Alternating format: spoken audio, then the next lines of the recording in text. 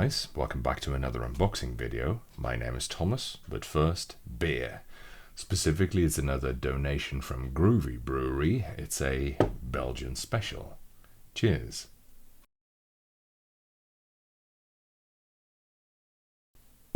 Oh, nice. Still pretty warm. So this is, yeah, that's nice. Okay, so I found out who sent me this. Sometimes a bit of a mystery, and it's a company I'd never heard of before. But they pitched me something which I thought looked pretty quirky. So I said, yeah, sure, I'll have a look. And this is the result: the XVX Trooper63, right? Yeah, 63 HE. So yeah, as you can guess, it's a Hall effect keyboard. I seem to have specialized in Hall effect keyboards of late. Well, they call it a magnetic gaming keyboard, specifically with Gemini HE magnetic switches, which, I mean, I guess it's just a Hall effect switch. We'll see what they're like in a second. First, let's open this thing. Oh yeah, I should probably remark this is apparently not quite a release version. I found out afterwards. Usually I only want production versions, but they say this is very close to releasing, so hopefully it reflects the final product. A manual. Is it only in Chinese? No, it's also in English. Cool. Then we have some loose switches.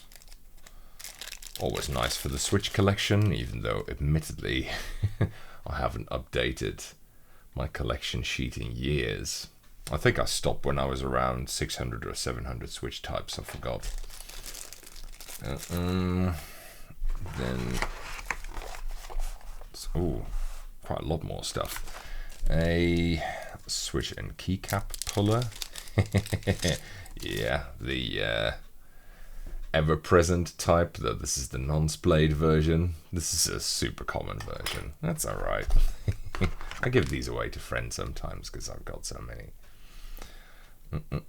A USB cable. Very standard USB-A to USB-C. It's not braided though. I think, as I recall, this is a fairly cheap keyboard. It's only about $80-something or something, whatever. So it is a little bit budget, although it is also quite small, as we'll get to in a second. And some of the keycaps, 2 sets of keycaps. And these will give away one of the special traits of this keyboard. So let's have a look at this. Right, get rid of some of this for a second. Excuse me, that's not too bad yet.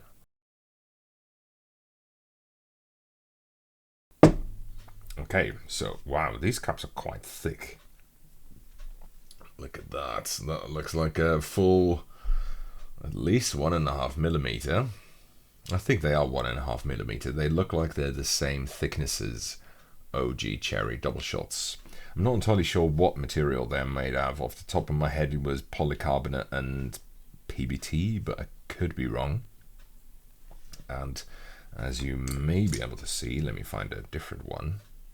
What in God's name is this letter? Is this a Q? So I hope they're gonna be yeah, wait a second. Let me just grab a flashlight real quick. So hopefully you can see this. No, that's too much. Maybe with this. Yeah, so it's a semi-transparent keycap. I think you should be able to see this, right? It's a semi-transparent keycap. Very asymmetric as well, because it's got a sort of, I wonder how well you can see this really in the distance. So it's got a sort of black wraparound thing on one side, and then it's translucent on the other. In fact, on all the other sides. I think. No, it's a little bit more complicated than that. Whatever, I'll show you in a second when I connect the keyboard. But first, let's finish this unboxing. So this is a bunch of extra keys, including some extra letters. So I think this might be for different languages. Yeah, because I see what looks like QWERTY or WASD in here as well, and some number modifiers. I think it's not so easy to read without the backlight. That's pretty common on keyboards with transparent legends. If anything, the thickness of the legends here makes it a little bit easier to read than most. And then let's have a look at. I don't really need to empty my floor a little bit. Yeah, I knocked over an empty glass. That's fine. Oh wow, it's very light. So this is the Trooper. This is the Trooper63 HE, and I think you can already see why I've got this set of replacement caps, because these look like they are in the same style as the right side caps, so that you get one coherent whole. Now, another thing is the housing, which is definitely plastic, but it's also quite, excuse me, that's more like it. It's also quite decorated. This stuff at the back is kind of weird. It's definitely plastic. It gives it a very organic look. In fact, it's got the same pattern on every side. It's a little bit like the Gravistar keyboard I showed a while ago, and of which I got another one in not too long ago, which have this really funky look. This has got a lighter version of the same concept. It's a kind of skeletonized look. I know there are other keyboards that have that look as well.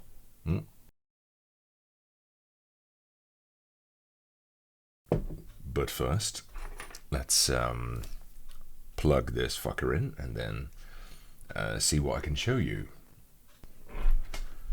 Okay. Yes.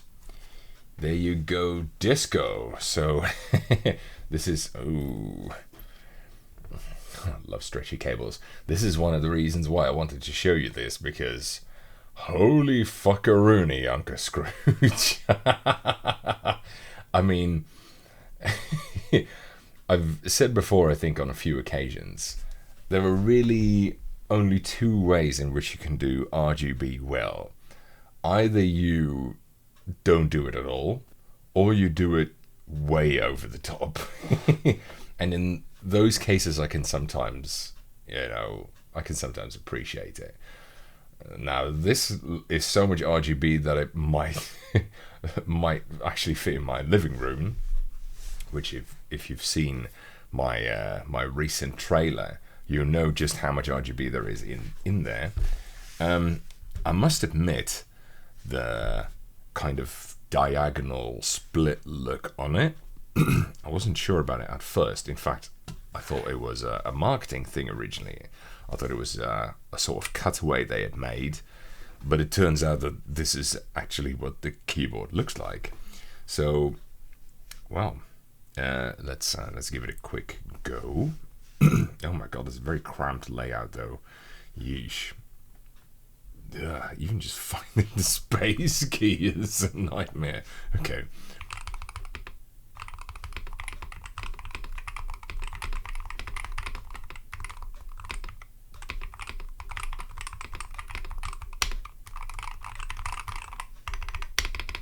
Something here is vibrating, and not in a good way. That's all right. Yes. So this font is definitely something only a mother could love, but I don't know. Maybe it just works for the keyboard or something. It's especially now that I look at the viewfinder or the little, LCD screen at the side, it actually looks really good. Which probably shows that I'm a really horrible, tasteless person, but you know, what can you do? The switches are, how do I say this? Interesting. I'm fairly sure, yeah, these are supposed to be mega linear, and the loose switches definitely feel it. But somehow these almost feel tactile. Yeah, maybe it's because of the spring or something. There's definitely something about them. Almost feels, no, progressive is not the right word. In fact, I'm sure they're quite linear, but yeah, somehow it feels tactile. Just a little bit. They're mega linear though. Yeah, I don't know. Whatever. Hopefully they can give me a force curve of this. I'll see if I can get the manufacturers to supply me one of them. I'm probably imagining things, but it's, yeah, I don't know. Maybe it's a rebound. That might be it. Anyway, so this is really a pretty short video, I think, because there's not much else to show here. And in fact, it'll probably be a pretty short review video down the line.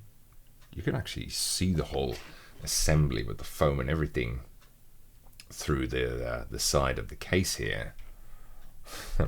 It'll probably be a pretty short video coming out in fuck knows how many months, but still, I felt like doing a short little unboxing today. Anyway, I hope you enjoyed the video, and I'll see you again next time. Bye, guys.